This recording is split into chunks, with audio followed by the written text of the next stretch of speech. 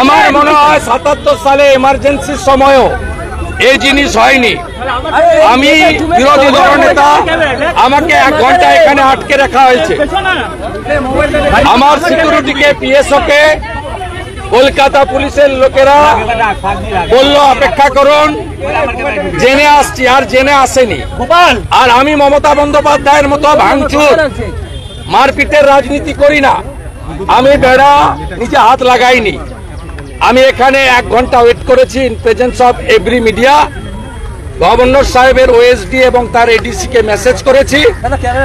Governor সাহেবের পক্ষ থেকে বলা হয়েছে রাজভবনের কাস্টোডিয়ান তারা, রাজভবনের বাইরের রাস্তা যেহেতু পুলিশের দায়িত্বে, তারা যে কাজ করেছেন অন্যায় করেছেন এবং গভর্নর সাহেব তার অফিসকে দিয়ে তিনি তার ওএসডি আমাকে যেটুকু জানিয়েছেন, তিনি মুখ্য সচিব, স্বরাষ্ট্র সচিবের কাছে রিপোর্ট চেয়েছেন। আমি তার মধ্যে যাচ্ছি না, যেহেতু মহামান্য রাজ্যপাল মহোদয়ের লিখিত অনুমোদন আছে এবং 144-এর নামে এখানে আটকানো যায় না। আমরা মিছিল করে যাইনি, সবাই গাড়িতে ছিল। এখানে আপনি দেখুন, আমি আপনাদের জ্ঞাতার্থে এটা দিচ্ছি। গতকাল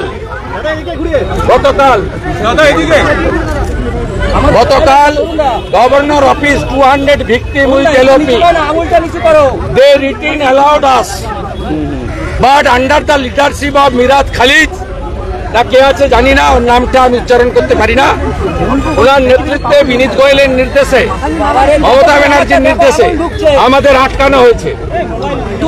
এবং এখানে ভিকটিমরা আছে, দেখুন হাত ভাঙা, দেখুন ভাইয়ের মাথা রিসিভারটা দিতে বল, অবস্থা বাংলায় দেখুন। আমরা দেখুন এই পশ্চিম বাংলায় নির্বাচনের পরে কেন্দ্রীয় বাহিনী থাকা সত্ত্বেও তাদেরকে রাজ্য পুলিশ ব্যবহার না করে হাজার হাজার সমর্থকদের উপরে অত্যাচার করা হচ্ছে।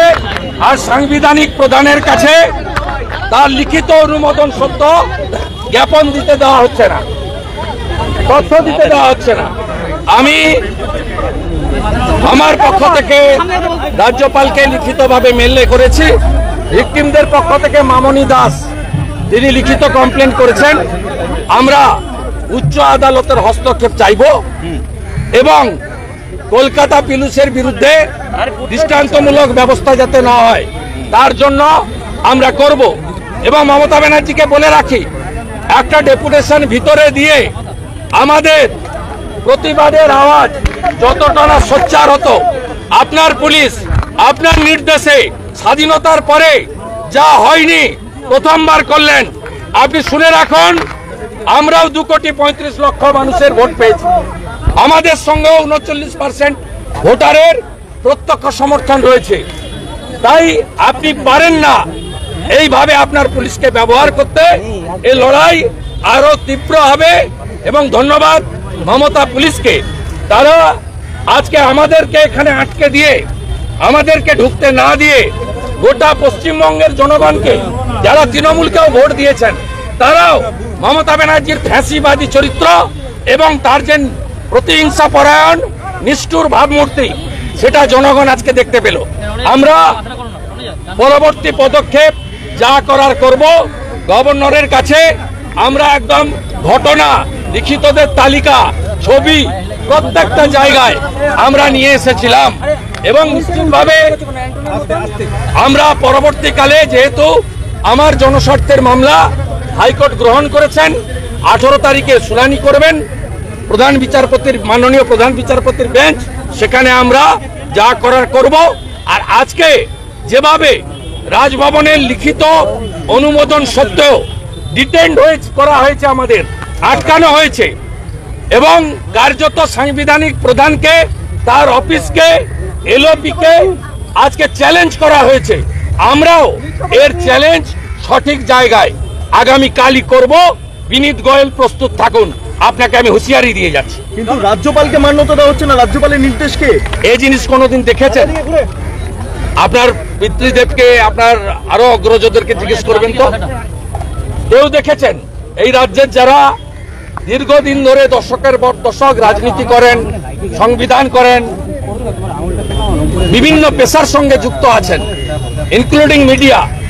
কোনোদিন দেখেছেন এই জিনিস? কখনো দেখেছেন? ৭৭ সালেও আমার মনে হয় জরুরি অবস্থার সময় রাজভবনে এইরকম অবস্ট্রাকশন করা হয়নি।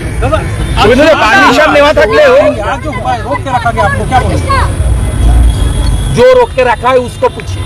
ये गैर कानूनी है।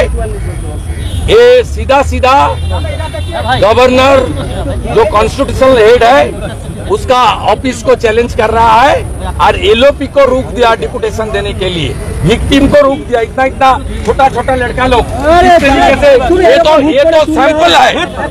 इस तरीके से पिटा आप देख लीजिए। ये थाउजेंड्स ऑफ पिक्चर हुई था, 1000 से ज्यादा पिक्चर है हम लोग का साथ। किस तरीके से अत्याचार कर रहा है ये लोग।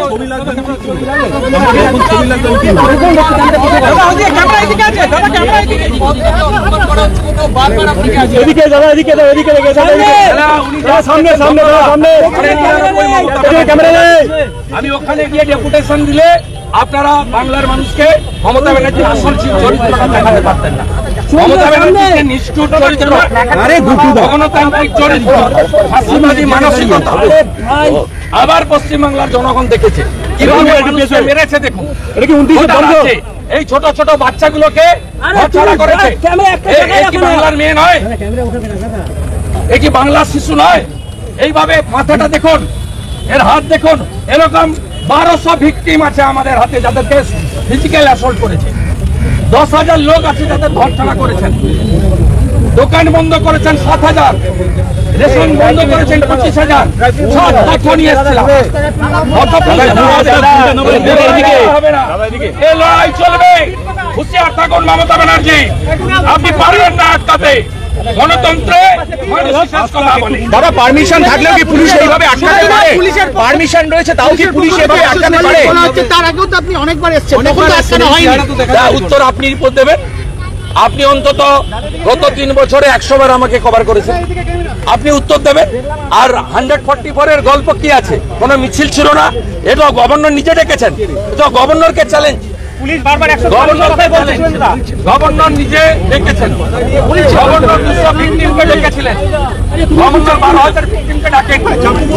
গভর্নর সাহেব তার ওখানে যে হল আছে অ্যাকোমোডেশন অনুযায়ী এলওপি উইথ 200 ভিকটিম দেখুন দেখুন লিখিত আছে, লিখিত আছে। দেখুন দাদা, এইখানে দেখুন, এখানে দেখুন লিখিত আছে। আমি ঠিক জায়গায় যাব, ঠিক জায়গায় যাব। এই পুলিশকে আমাকে স্যালুট দিয়ে ঢোকাতে হবে। এই চত্বরে তৃণমূল কংগ্রেস সভা করলে ঘরে ফেরাবেন কি করে? কি রাস্তা? কোর্টের হস্তক্ষেপ। এই জন্য জনস্বার্থের মামলা করেছি।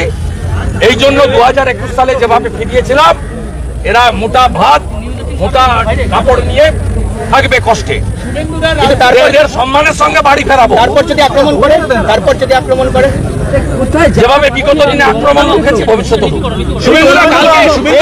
তৃণমূল কংগ্রেস যখন সভা করে তখন অনুমতি দেওয়া হয় 144-এ। তখন কলকাতা পুলিশের ক্যান্টিন আছে।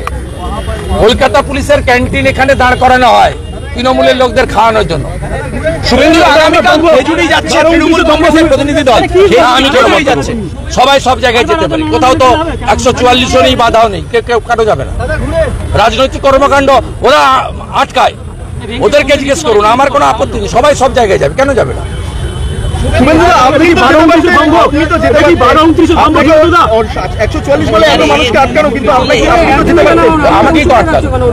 আপনি তো প্রথম থেকে আছেন আমার সঙ্গে। আমি এখানে 4:30 4:35 আমাকে তখন এসে একজন আমার পিএসওকে বললেন, আমি জিজ্ঞেস করে আসছি। উনি জিজ্ঞেস করে আর ফিরে আসেননি। আর আমি মমতা ব্যানার্জির মতো ধ্বংসের রাজনীতি করি না। আমি এটাকে ভেঙে সরিয়ে পরেরটাকে ভেঙে সরিয়ে আমি নয় ঢুকতে পারতাম, নয় আমাকে তুলে নিয়ে যেত লালবাতি। আমি আইন ভাঙবো না। আমি এখানে আমার গাড়ি এনেছি, আমি ল অ্যাবাইড করি, আমি রেসপন্সিবল পোস্ট হোল্ড করি, আমার পেটে শিক্ষা দীক্ষা আছে। আমি মমতা ব্যানার্জির মতো নিম্ন মেধার অশিক্ষিত অর্ধশিক্ষিত নই। আমার পিএসওকে কলকাতা পুলিশের কেউ একজন সাদা ইউনিফর্মে ছিলেন, বললেন আমি জিজ্ঞেস করে বলছি। আমি কন্টিনিউয়াস 45 মিনিট ওয়েট করেছি, উনি জিজ্ঞেস করে আর ফিরে আসেননি। তারপরে গভর্নর সাহেবকে জানিয়েছি, গভর্নর সাহেবের অফিস থেকে বলেছেন যে ওনারা গেট পর্যন্ত পাঠিয়েছিলেন কাউকে, গেটে যেহেতু আমি গেট পর্যন্ত পৌঁছাতে পারিনি, তার 100 মিটার আগে আটকে দিয়েছে আমাকে, আরো বেশি হবে। তা ওনারা বললেন যে বাইরে রাস্তার তো কাকে আটকাবে কাকে ছাড়বে পুলিশে, ওটা তো গভর্নর রাজভবনের নয়। ন্যাচারালি তাদের এখানে কিছু করার নেই, দে আর হ্যান্ড টু মাউথ। আমি যেখানে যাওয়ার যাব, এবং যেখানে যাওয়ার যাব এবং আমি বাধ্য করাবো ভিকটিমদের আর্তনাদ প্রশাসনিক প্রধানের কাছে পৌঁছে দিতে, আমি বাধ্য করাবো। সিএনজি নিয়ে দেখা যাচ্ছে বিশাল বড় আমি আজকে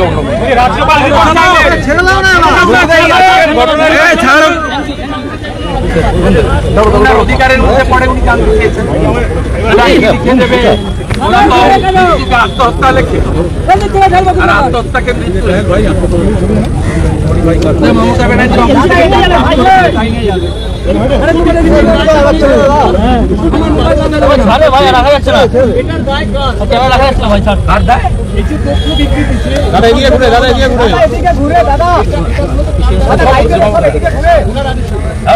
ঘুরে